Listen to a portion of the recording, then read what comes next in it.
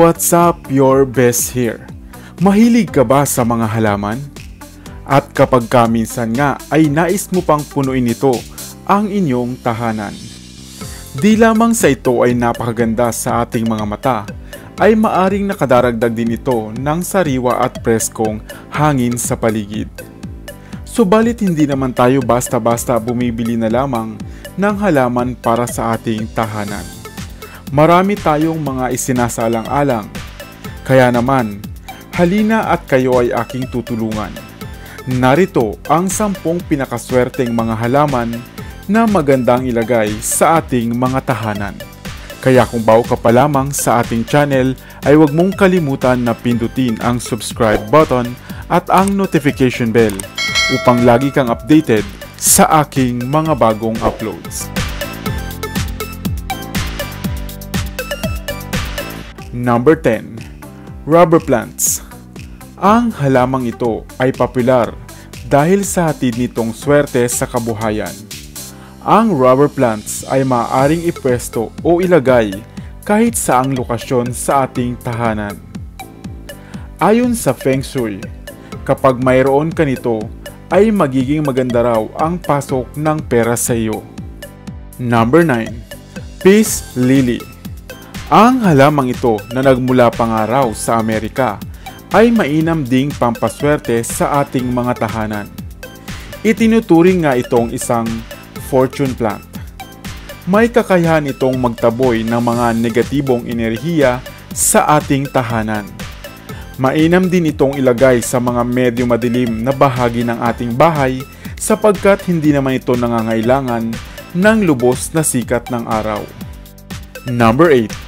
Tulsi o basil.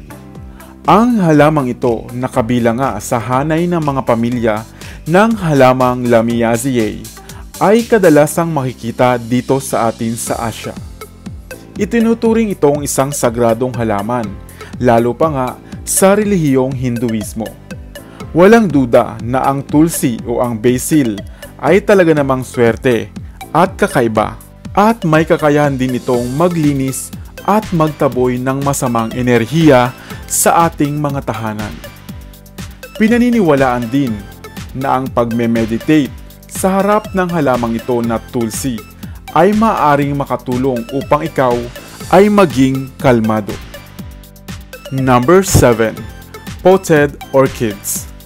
Ang maganda at kakaibang halamang ito na kadalasang tumutubo sa mga kagubatan ay hindi lamang mainam na pandisplay sa ating tahanan, sapagkat ito rin ay may taglay na kakaibang pang-akit sa pagkakaroon ng swerte pagdating sa pag-ibig.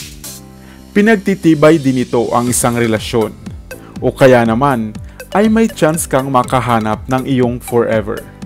Bukod pa rito, ang halimuyak ng halamang ito, unang bulaklak ng halamang ito, ay maaaring makatulong upang magkaroon ka ng mahimbing na tulog.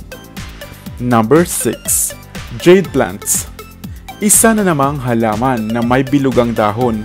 Ang halamang ito na jade plants ay pinaniniwalaang pintuan ng tagumpay at karangyaan.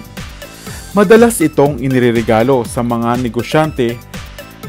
Maliit lamang ang halamang ito, kaya mainam ilagay sa bungad ng inyong bulwagan o tahanan upang umakit ng biyaya at magandang swerte. Number 5. Snake plants. Nakakatuwang isipin na minsan ay tinagurian na nga rin itong ang dila ng iyong biyanan.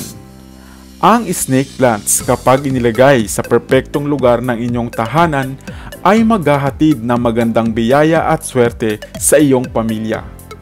Ito ay isang pananggalang sa mga negatibong enerhiya sa paligid ng ating tahanan. At may kakayahan din ang halamang ito na linisin ang mga mikrobyo sa hangin upang ito ay mas maging sariwa. Number 4. Lucky bamboo. Sa kultura dito sa atin, sa Asia, ang kawayan na isang halamang naghahatid talaga ng swerte o good luck. Ito rin ang halamang bumabalanse sa 5 elemento, ang fire, earth, wood, water at metal elements. Kaya naman talagang mainam kung meron ka nito sa inyong tahanan. Ang pagkakasalansan din ito ay may iba't ibang kahulugan na maaari ngang iugnay sa swerte, kapayapaan, kalusugan at pag-ibig. Mainam itong ilagay sa silangang bahagi ng inyong tahanan upang maghatid at magkaroon ng maayos at tahimik na pamilya. At ilagay naman sa timog silangang bahagi ng inyong tahanan upang humatak ng swerte sa kabuhayan. Number 3. Money plants. Madalas siguro ay ito ang itutugon sa iyo kung sakaling magtatanong ka kung ano nga ba ang pinaka-perpektong halamang pampaswerte. Sapagkat ang money plants sa pangalan pa lang ay pera na. Naghatid ito ng positibong puwersa at hatak ng swerte sa inyong tahanan. Ang tulisang pabilog nitong dahon ay simbolo rin ng pera at pag-asenso. Number 2. Pachira Money Tree. Ang halamang ito na popular naman sa South America, ayon sa alamat, isang mahirap na magsasaka raw ang nanalangin ng pag-asenso at nakatagpo nga ng halamang ito. Kaniya itong ibinenta at siya ay yumaman. Ang Pachira Money Tree ay kadalasan ding itinitirintas o pinagbubuhol at pinaniniwalaang marapat na 3 o 5 halaman ang bilang nito upang mas maging maswerte. Handa ka na ba para sa nangunguna sa listahan ng pinakaswerteng halaman na maaari nating ilagay sa ating mga tahanan? Number 1. Palms o Palmera.